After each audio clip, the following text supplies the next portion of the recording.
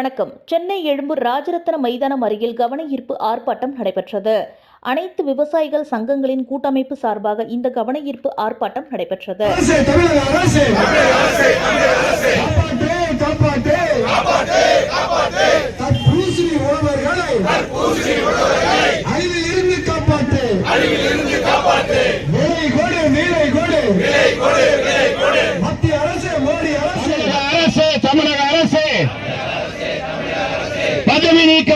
பதவி நீக்கம் செய் சதீஷ் குமாரை பதவி நீக்கம் செய். தமிழக அரசு இழப்பீடு வழங்கு.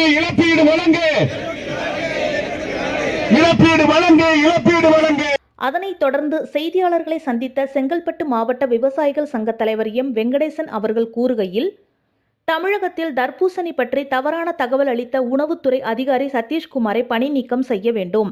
அது மட்டுமின்றி தர்பூசணி பயிரிட்டு பாதிக்கப்பட்ட விவசாயிகளுக்கு ஏக்கர் ஒன்றுக்கு ரூபாய் 50,000 நஷ்ட ஈடாக வழங்க வேண்டும். கரும்பிற்கு மத்திய அரசு அறிவித்த MRP விலை போதுமானது அல்ல. கரும்பு என்பது விவசாயத்தையும் தொழிலையும் மீட்டெடுக்காது. எனவே கரும்பு விவசாயிகளுக்கு ஒரு டன் கரும்புக்கு ரூபாய் 5,000 விலை என அறிவித்து வழங்க வேண்டும். அதுபோல் நெல்லுக்கு குறைந்தபட்ச ஆதார விலையாக குவிண்டால் ஒன்றுக்கு ரூபாய் 4,000 என அறிவித்து வழங்க வேண்டும்.